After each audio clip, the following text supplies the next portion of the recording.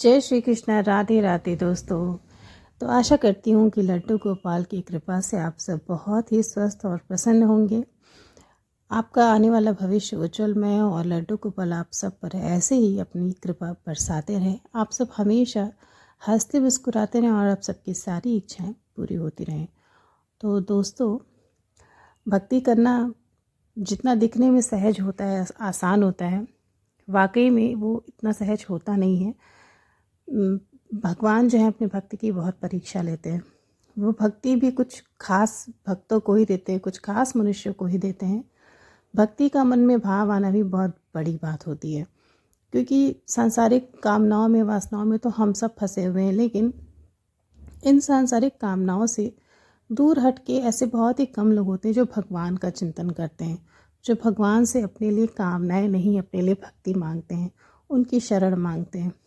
एक बार जो भी प्रभु के शरण में आ जाता है वो उसे निश्चय ही अपना लेते हैं, निश्चय ही अपनी शरण देते हैं, अपनी कृपा देते हैं, प्रेम देते हैं।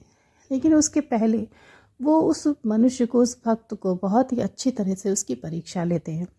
उसको अलग अलग तरह की स्थितियां देते हैं, दुख देते हैं, गरीबी देते हैं, कठिनाइयाँ देते हैं, ये देखने के लिए कि ऐसी परिस्थिति में भक्त मेरे साथ रहता है या फिर मुझे छोड़कर किसी और का आश्रय ले लेता है। अक्सर जब हमारे ऊपर दुख आता है, विपत्ति आती है, गरीबी आती है, तो हम वो सब कुछ करते हैं जो हमें लोग बताते हैं, तरह तरह के उपाय, ऐसा करो वैसा करो, इससे ये फ़ायदा होगा, उससे वो होगा, वो सब कुछ हम करते हैं। लेकिन दोस्तों, होता तो वही है जो ऊपर वाले ने हमारे नसीब में लिखा होता है, जो हमारे भाग्य में लिखा होता है। तो लेकिन फिर हम भगवान के ऊपर भरोसा नहीं करते, हम इधर उधर अपने हाथ पैर मारते रहते हैं। और अंत में जब हम सब ओर से थक हार जाते हैं, हर दिशा से हम जब हर जगह से निराश हो जाते हैं, अपनों से, परायों से, सभी हमें ठोकर मार देते, तभी हम भगवान की शरण में आते हैं। उससे पहले हम कभी भी भगवान को नहीं याद करते। लेकिन भगवान का एक अपना सिद्धांत है, एक अपना नियम है। वो कहते हैं कि मैं तभी तुम्हारे पास आऊँगा, तभी तुम्हारी मदद करूँगा जब तुम सिर्फ मुझे पुकारोगे। तो दोस्तों, आज की जो सच्ची कहानी मैं आपको सुनाने जा रही हूँ, बहुत ही दर्द भरी एक ऐसे भक्त की कहानी है जिसने अपनी भक्ति में बहुत पीड़ाएं पाई, बहुत दुख पाया, बहुत दर्द पाया, लेकिन फिर भी उसने भगवान का साथ नहीं छोड़ा। दोस्तों, गीता में भगवान श्री कृष्ण ने कहा है कि अहम भक्त पराधीनो, मैं अपने भक्त के पराधीन हूँ। लेकिन वो कौन से भक्त होते हैं जिनके भगवान पराधीन होते हैं? हम जैसे नहीं, कुछ खास ऐसे भक्त होते हैं जिनके आगे भगवान भी झुक जाते हैं, जिनकी राहों में अपने आप स्वयं प्रभु स्वयं को बिछा देते हैं। तो आज एक ऐसे ही भक्त के बारे में एक सच्ची कहानी आप सबको सुनने को इस वीडियो में मिलेगी, इसलिए वीडियो को ध्यान से पूरा ज़रूर सुनिएगा। दोस्तों, ये सच्ची कहानी है कंचन जी की।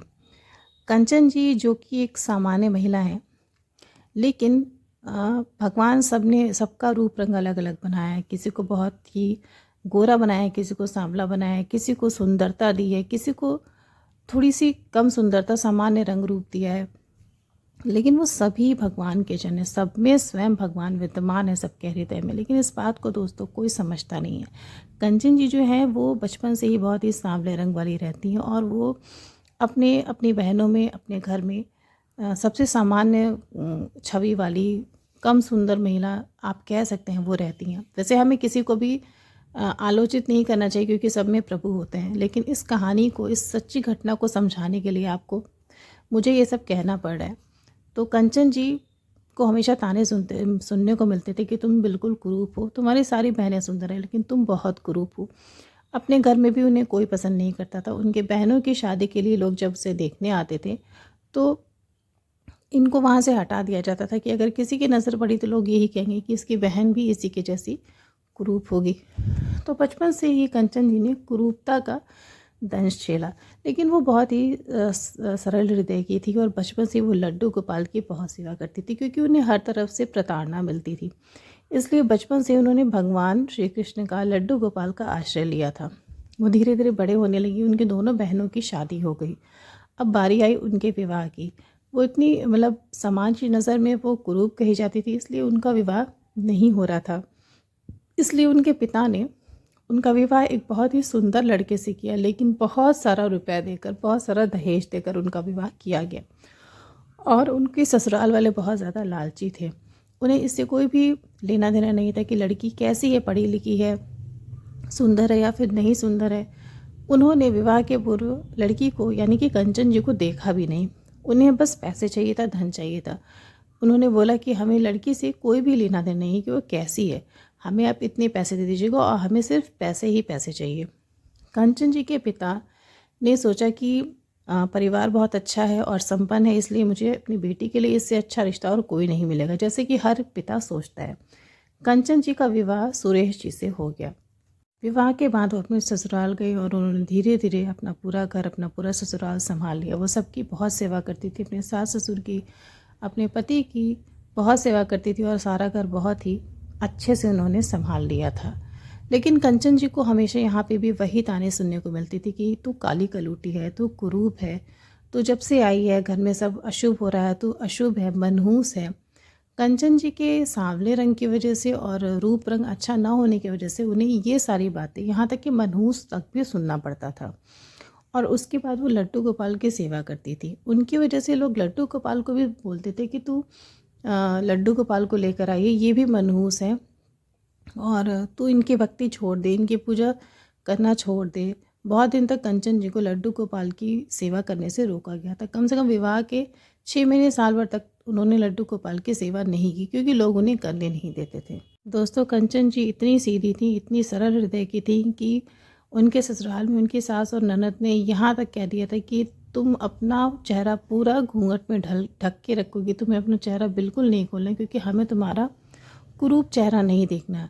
तुम्हें अपने चेहरे को ढक कर खाना बनाना है, अपने चेहरे को ढक कर हमें खाना देना है, घर का सारा काम तुम्हें करना है, लेकिन अपने चेहरे को नहीं खोलना है। आप खुद सोचिए दोस्तों, क्या ऐसा कोई भी महिला के लिए संभव है कि गर्मियों के दिन में या फिर किसी भी समस्या के समय वो अपने चेहरे को पूरी तरह से ढक कर रहे? ये कितना बड़ा एक महिला के ऊपर अत्याचार है। और एक महिला की ऐसी स्थिति तो एक स्वयं एक महिला को, एक औरत को समझनी चाहिए। आखिर कंचन जी की सास और उनकी ननद वो भी तो एक औरत ही थी, फिर एक औरत का दुख दर्द वो क्यों नहीं समझ सकी? और इस तरह का अत्याचार उनके ऊपर करना ये बहुत ही गंदी बात थी। लेकिन कंचन जी अपने सारे दुखों को चुपचाप सहन करती रही, सब कुछ बर्दाश्त करती रही, सिर्फ अपने लड्डू गोपाल का भरोसा करके, क्योंकि उनके मैके में भी उन्हें कोई पसंद नहीं करता था।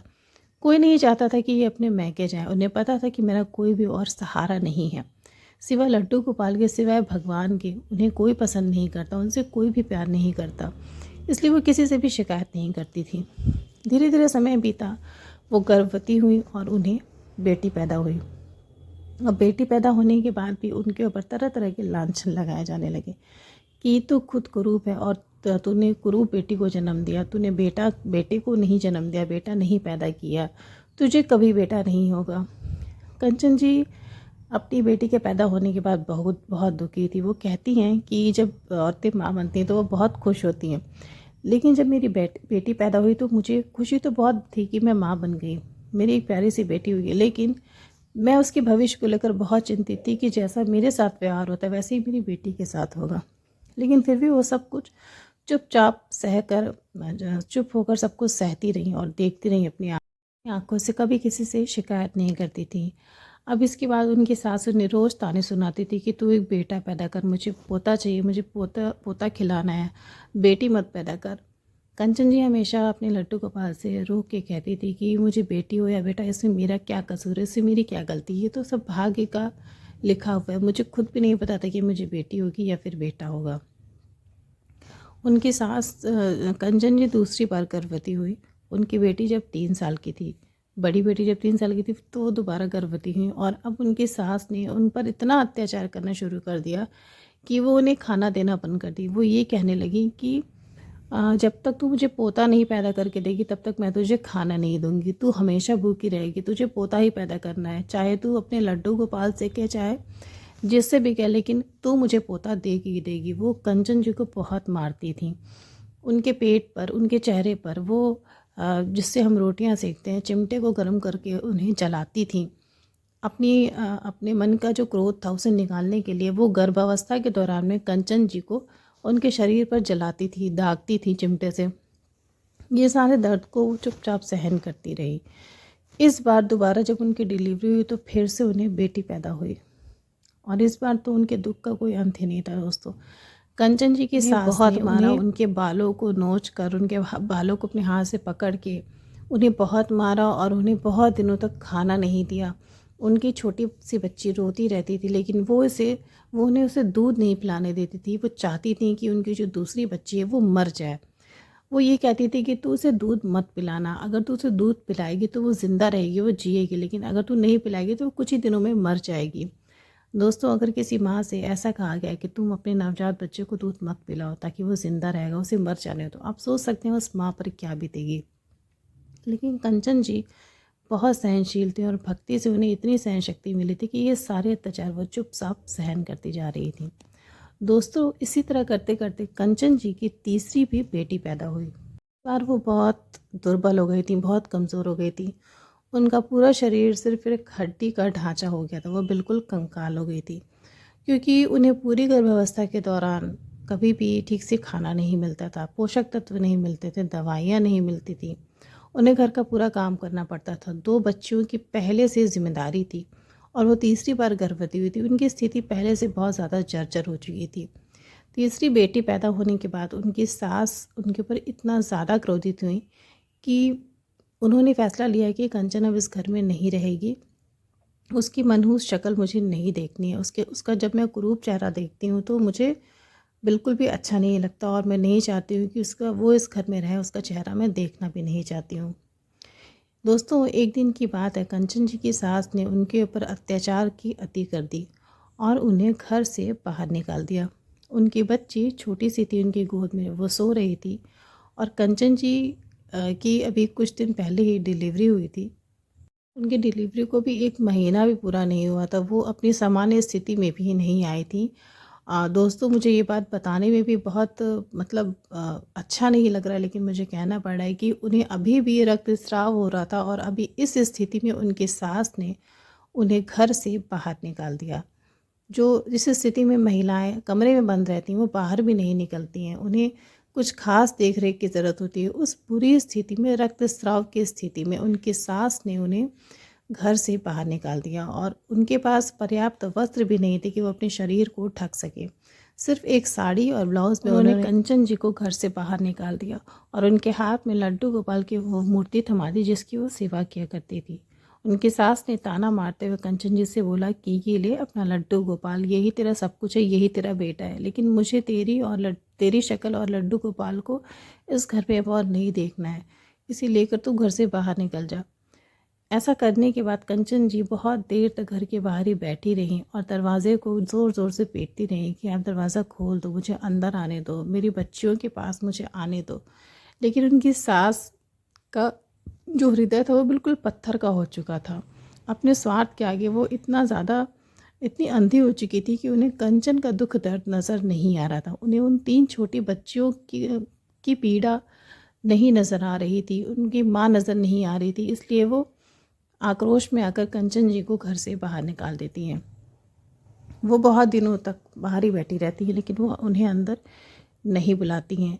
उनकी स्थिति बहुत बुरी हो जाती है। फिर आसपास के कुछ लोग उन्हें देखते हैं और खुलवाने की दरवाज़ा कोशिश करते हैं, लेकिन दरवाज़ा नहीं खुलता, तो उसके बाद उन्हें एक महिला आश्रम में ले जाया जाता है। वहाँ पे जाकर उनका इलाज होता है और वो उन्हें खाना वगैरह मिलता है। कंचन जी वहाँ जाने के बाद थोड़ी सी राहत महसूस करती हैं। कुछ दिन बीत जाते हैं, उन्हें ऐसा लगता है कि शायद उनके पति उनको लेने आएंगे, लेकिन ऐसा कुछ भी नहीं होता है, क्योंकि उनके पति भी उनकी सास की तरह होते हैं। वो भी नहीं चाहते कि कंचन जी की शक्ल देखें और उन्हें 3 लड़कियां होने के बाद जो है वो बिल्कुल कंचन को पसंद नहीं कर रहे थे, वो उनका चेहरा भी नहीं देखना चाहते थे। लेकिन कंचन के मन में अपनी बच्चियों के लिए ममता थी, वो अपनी बच्चियों को देखना चाह रही थी, उन्हें प्यार करना चाह रही थी। वो अपने पति से आस लगाई थी कि वो मुझे आकर यहाँ से ले जाएंगे। लेकिन दोस्तों, जब दुख की मार पड़ती है तो कोई भी हमारा साथ नहीं देता, सभी हमसे विमुख हो जाते हैं। कुछ ऐसा ही उनके साथ हुआ, उन्हें कोई भी लेने नहीं आया। 6 महीने साल भर बीत गए, वो उसी आश्रम में रहने लगी। उनकी छोटी वाली बच्ची जो थी वो 1 साल की हो गई, जिसे उनकी सास अपने पास ही रखती थी और उसे भी अपनी माँ को यानी कि कंचन जी को देखने नहीं देती थी या मिलने नहीं देती थी। उस बच्ची के ऊपर भी वो अत्याचार ही कर रही थी। लेकिन दोस्तों, सबके पाप का घड़ा एक न एक दिन ज़रूर भरता है। सभी को उसके कर्मों का फल ज़रूर मिलता है। तो ऐसा ही कुछ कंचन जी के साथ और उनके पति के साथ हुआ। कंचन अब बिल्कुल अकेली थी अपने लड्डू गोपाल के साथ आश्रम में, और बस उनकी सेवा करती थी और उन्हीं से हमेशा यही विनती करती थी कि उनके बच्चे जहाँ भी हैं बस ठीक रहें। वो भले उन्हें देख पाएँ या न देख पाएँ, उन्हें अपने हाथों से खाना बनाकर खिला पाएँ या ना, लेकिन वो जहाँ भी रहें सुरक्षित रहें।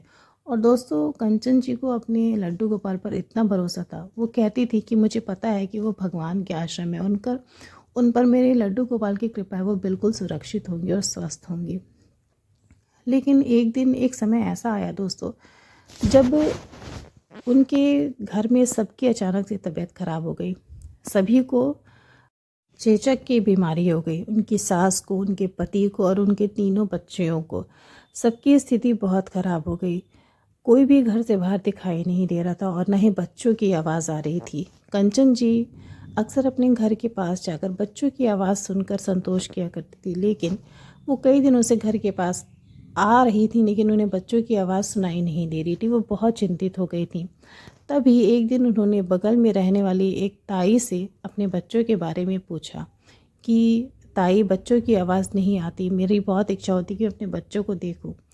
तो बगल में रहने वाली ताई ने कंचन को बताया कि तुम्हारे घर में सबकी तबीयत बहुत ज़्यादा ख़राब है और सभी को चेचक की बीमारी हुई है। तुम्हारी सास की स्थिति बहुत ख़राब है और तुम्हारे पति की भी स्थिति बहुत ख़राब है।